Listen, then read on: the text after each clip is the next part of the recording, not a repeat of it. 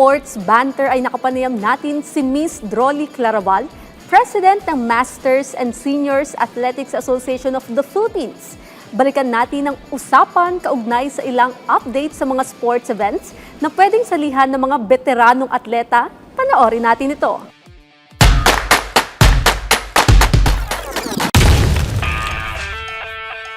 Welcome po to PTV Sports. Una po sa lahat, Miss Drolly, kamusta pong naging turnout ng ating 2024 Philippine Masters International Athletics Championship, pati na rin po nung Tandang Pinoy? Well, una-una sa lahat, gusto ko pong batiin muna ang ating mga kababayan ng magandang umaga po at advance happy birthday din po sa aming butihing mayor na si Dr. Jose Marie Diaz sa City of Ilagan. Actually, last November 8 and 10, we conducted the International Masters Championship sa Ultra po. And itong championship po namin ay isa sa pinakamasaya so far. At well-attended po siya. Kasi last May, we conducted the national and napakataas po ang nag-increase in terms of events. Last time, we have only 891 events, but now we have 1,066 events. So, because of course, the help of our friends and media to disseminate the information and to announce to people in the Philippines to participate for this event. So, masayang-masaya na kami dahil madami pa pong sumali sa ating mga kababayan. And we have a lot of special story of our participants kasi mayroon yung 7 times na daw na stroke, bumalik sa field, mayroong mga cancer patients na sobra silang, palagi ako yun na, Ma'am, cancer patient po ako, survivor, ngayon nandito ako uli, masaya po ako. Mayroon iba, Ma'am, last month depressed po ako, ngayon masaya po ako dahil naka-join ako dito. So, ito ay, this activity is a holistic approach of introducing this to the masters, not only the masters, but also our senior citizens. Miss Drolly, sinabi nyo nga po na compared to last year, tumaas talaga yung turnout na itong event. Sa tingin nyo po, paano po nangyari? Ano po yung naging dahilan? Yung mga baguhan na nag-participate ng May, nag-invite na naman sila ng mga kasama nila. At yung mga siyempre, malaking tulong ang media, no? Kasi palagi po natin ina-announce na, and then, of course, yung mga iba kasi, ngayon lang sila sumali. They're not an athlete before, pero ngayong tumanda na sila. Actually, yung iba sa kanila, 60 years old, 65 years old nag-start. So, ang athletics kasi is just a basic skills of all of us. We can walk, we can run, we can throw. So, kahit basic lang, pag nakita nila yung mga matatanda na tumatakbo, talagang nai-inspire sila. Ms. Drolly, tiyak no, sa ating mga manonood, they're very interested. Is there an age category para sumali sa Masters Athletics? Yes, Megs. Sa Masters po, we start 30 years old here in the Philippines. But abroad, 35 years old up to 100 years old. Oh, wow. So, ang pinakamatanda po pinakamatanda na nakilala, nakausap at na-treat ko po na pasyente is 103 years old from India. So, nangyari po nung Asian Games yan, Asian Masters namin sa Malaysia coaching. So, 103 years old, 100, 200 and javelin throw ang laro. Wow. So, dito sa atin sa Pilipinas, saan na sila? Diba? So, hopefully, dito sa atin, through this program that we have sa Pilipinas, ay tuloy-tuloy natin ma-encourage ang ating mga senior citizens. Actually, we already launched a program for the senior citizens. We started in the City of Ilagan, and we're so thankful to our dear mayor to give their full support to the activity.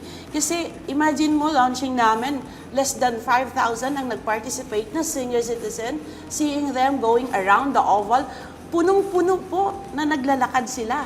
So, ang saya. At pinakamatanda na nag-attend is 101 years old. Wow. Wow. Talaga naman, no? Very inspiring itong programa ninyo. Yes, ma'am. But of course, dun sa mga gustong sumali, paano ba sila sumali? And ano-ano po ba yung mga sports sa ilalim nitong inyong programa? This is athletics. So we have 3 events, main events. We have jumping, running, and throwing. So all events in the athletics ay nalalaro po natin. So from sprint, middle distance, and long distance. And of course, we have also the walk. And then we have throws. Ako kasi thrower ako. Right now, ako po, last 2023, when we hosted the Asian Masters Championship, ako po yung nag-gold sa category natin sa hammer throw.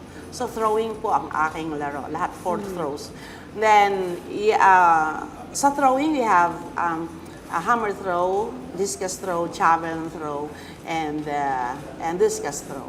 And then in jumping events, long jump, triple jump, and of course we have the pole vault also. And actually last August, no, ka-attend namin we participated in the World Championship in Sweden. At nakakatuwa po doon, isang nakausap ko, sobra ako na-inspired, no, sa throwing.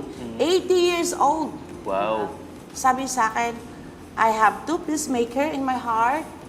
I have 4 operation in my shoulder and 9 operations in my knee. But still, nasa field, naglalaro. Diba? Dito sa atin sa Pilipinas, pag may sakit, sa bahay lang. So, kailangan, ma-encourage natin ang bawat isa because this is the natural way of healing people. Miss Drolly, so sinasabi niyo po na dito sa atin sa Pilipinas, siguro kailangan nating basagin yung notion na Yeah. kapag meron kang mga ganitong karamdaman, hindi ka na dapat sumabak sa mga physical activities. Tama po ba? Yes. Yes. Actually, isa pang nag-push sa akin to inspire the young people, I mean the senior citizen. In China, we have the Rugao, China, no? Mayroong city doon na tinatawag na City of Longevity. So that is in Rugao. Bakit City of Longevity? Kasi there are 300 plus centennial people na nandoon. Wow. At isang nakita ko, naglalakad siya, nagtatrabaho siya. Tinanong namin ilang taon. 91 years old, nagtatrabaho pa. Sabi ko, ang lakas-lakas niya. Diba? So sana dito sa Pilipinas, tuloy-tuloy pa rin tayo. Alam mo Ito yan? yung definition na age is but a number. Yes, No yes, limits, right? Tama. Yeah. Pero Ms. Drolly, idagdag ko lang, how important are these events or programs for our senior citizens? And not just our senior citizens, pero dun sa mga taong gusto lang talagang sumali sa mga ganitong programa. Alam niyo, sa ngayon, open na yung, iba-iba na yung may triathlon na tayo. So, but ang pinakamaraming sumasali talaga sa fun run, doon pa lang, sali-sali ka lang sa fun run. No? And then later on, ma-motivate and ma-inspire ka. And then later on, you go for proper competition. So yung mga sumasali dito, sa mga ganito, malaking bagay yon kasi this is the natural way to detoxify the body. And this is the natural way to strengthen your body. Ako, lola na po ako. I have 5 children. Okay? So, pag tinitingnan tao, pag lola ka na, hindi ka na, no. Diba? So, hindi nakikita siguro sa mukha ko na lola na ako. That's why I'm very proud na ini-encourage ko mga dito sa Pilipinas na to join the activity kasi it will really help, great help to all of us. Kasi this is the natural way to strengthen us talaga. Miss Drolly, napag-uusapan nga po natin itong mga participation ng ating senior athletes pero interesado rin po ang ating mga kababayang PWD kahit po ba raw ang may mga kapansanan ay pwedeng sumali dito. Actually, kanina habang papunta po ako dito, naisip ko yon.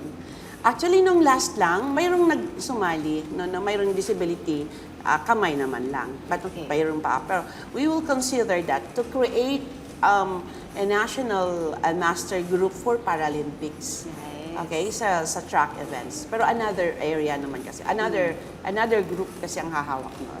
But definitely, we are looking forward sa Yes. sa pagsali ng Yes, PWD. yes. At malaking boost sa ating mga PWD. Yes po.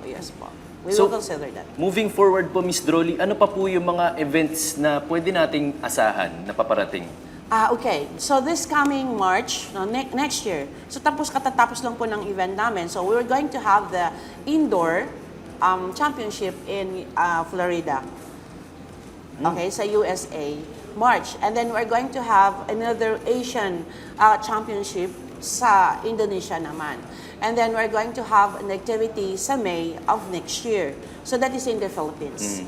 So lahat yan ay ginagawa namin. And then we keep on encouraging people. Actually, we have different activities already in the Philippines because one of my objective is to go around the Philippines, different regions, to encourage a senior citizen to participate in the activity. And then at the same time, even the masters. So in Davao, we started already last September. So nag-start na kami sa Davao ng masters namin. And then hopefully may susunod pa na mga activity, not only in Ilagan, not only in Davao, but other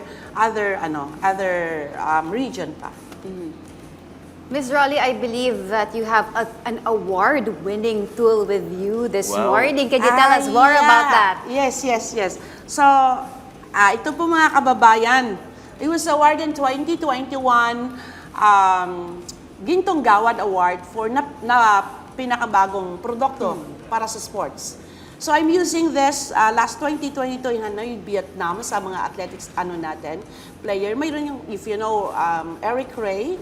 Si Eric Ray po ay ating runners, no? Olympian po natin. And the rest of the good athletes, no? May mga issues sila, may sciatica, may mga pain sa katawan na they cannot perform na, no? So through this tool, no, ay nakatulong ng malaki. That's why 2022, 2023 it was awarded as Pag-asa National Awardee because of this, the impact of this. So we utilize this in our city Ilagan. Our mayor, former mayor, Dr. Ma'am Moods, no, Honorable Moods Diaz, siya po ay physical therapist. And inipon niya lahat mga PT namin sa city namin, in-sponsor nila to learn the technique of this. Kasi this is, you know, they call it amazing blade because 3 to 5 glides lang sa katawan, it will release right away the fascia, no, adhesion. So, ito po yung ginagamit ko sa clinic. Lahat na tool na ginagamit ko sa clinic ay patented po and it's supported by the Department of Science and Technology. And right now, actually, ongoing ako na request ng UP Diliman Taekwondo team to be their sports therapist in Rizal Memorial. From here, bumalik pa ako doon mamaya. Congratulations, Ma'am Rolly. Pero paano nga po ba ito gamitin? Na-curious lang ako. The shape, no, actually we call it the instrument soft tissue mobilization, no? In the general term niya. But this is, we call it, the patent name is handheld massage tool. Kasi sometimes, no, we have a lot of gadgets sa bahay na may baterya, kailangan ng kuryente. Ito wala. You can bring this anywhere. And the shapes ay nag-fit sa buong katawan from the smallest to the biggest muscles. And you will only know that if I'm going to tell you the technique. Pwede po ba? Yeah, mamaya. I can demonstration. Yeah, ito try ko sa inyo after the program. Alright po, alright.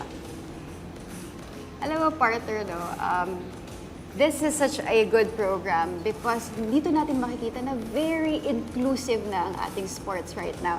This is a good avenue for our senior citizen na ipakita ang kanilang galing sa sports. Tama ka dyan, partner. And yun nga, katulad ng sinabi ni Miss Drolly na hindi hadlang yung mga karamdaman, no, na para mag-participate ka sa physical activities. Kasi nga, like Miss Drolly said, yun nga yung natural way of healing the body. With that, Ms. Rolly, maraming salamat sa pag-unlak sa aming panayam ngayong Thank you so umaga. much, too. We really learned a lot. Tama po. Thank you so much. Huwag kayong BBTO teammates dahil magbabalik pa ang PTV Sports.